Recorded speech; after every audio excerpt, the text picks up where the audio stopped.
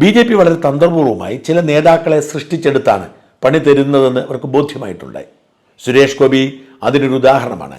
സുരേഷ് ഗോപിക്കെതിരെ വലിയ കോലാഹലമൊരുക്കി ഇല്ലാതാക്കാൻ ശ്രമിച്ചെങ്കിലും 74,000 വോട്ടിന് ഭൂരിപക്ഷത്തിൽ ജയിച്ചു.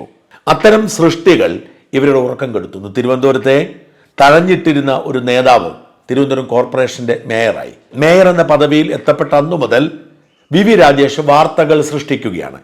രാജേഷിന് വലിയ പ്രാധാന്യം ദേശീയ മാധ്യമങ്ങളിൽ പോലും കിട്ടുന്നു. രാജേഷിന്റെ പത്രസമ്മേളനങ്ങൾക്ക് വലിയ സ്വീകാര്യതയാണ്.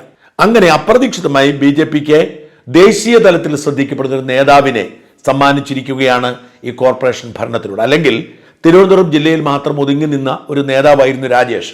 അതിനപ്പുറത്തേക്ക് രാജേഷിന് പ്രാധാന്യമുണ്ടാക്കി കൊടുത്തു എന്ന് CPM തിരിച്ചറിയുന്നു. ഇതിനൊപ്പം തന്നെയാണ് ശ്രീലേഖയ്ക്ക് കിട്ടുന്ന പ്രാധാന്യം CPMന്റെ ഉറക്കം കെടുത്തുന്നത്. ആ ശ്രീലേഖ എന്ന DGP BJPയുടെ മുഖമായി മാറുമോ എന്ന ഭയം അവർക്കുണ്ട്. അതുകൊണ്ട് ഏതെങ്കിലും തരത്തിൽ ശ്രീലേഖയെ അപമാനിക്കാൻ പറ്റുന്ന അവസരമൊക്കെ ഉപയോഗിക്കണം എന്ന് CPM കണക്കിലാക്കുകയും അതിന്റെ ഭാഗമായി ഒരു തിരക്കഥ പോലെ രൂപീകരിച്ചതുമാണ് ശ്രീലേഖയെ അധിക്ഷേപിക്കുന്ന തരത്തിലുള്ള വാർത്ത. വട്ടിയൂർക്കാവ് MLA ആയ VK പ്രശാന്തിനോട് ശ്രീലേഖ എന്തു പറഞ്ഞു എന്നതിനെക്കുറിച്ച് നിശ്ചയവുമില്ല. എന്നാൽ പൊടുന്നനെ VK പ്രശാന്ത് രംഗത്തിറങ്ങി പറയുന്നു, ശ്രീലേഖ തന്നെ ഭീഷണിപ്പെടുത്തി, തന്നോട് മര്യാദ കെട്ട് സംസാരിച്ചു, ഉടനടി ഇറങ്ങിപ്പോകണമെന്ന് പറഞ്ഞു തൻ്റെ ഓഫീസിൽ നിന്ന്. റിപ്പോർട്ടർ ചാനലൊക്കെ കൊടുത്തിരിക്കുന്ന വാർത്തകളുടെ തലക്കെട്ട് കാണണം. അവരൊക്കെ പറയുന്നത് ശ്രീലേഖ ഭീഷണിപ്പെടുത്തി.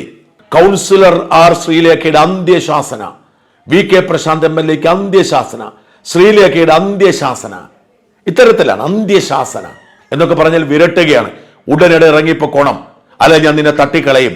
ഇത്തരത്തിൽ ശ്രീലേഖ ഭീഷണിപ്പെടുത്തി എന്ന തരത്തിൽ റിപ്പോർട്ടർ ചാനൽ പോലെയുള്ള മാധ്യമങ്ങൾ വാർത്ത എഴുതണമെങ്കിൽ സ്വാഭാവികമായും എത്രമാത്രം വലിയൊരു ഗൂഢാലോചന നടന്നിട്ടുണ്ടെന്ന് ഓർക്കണം.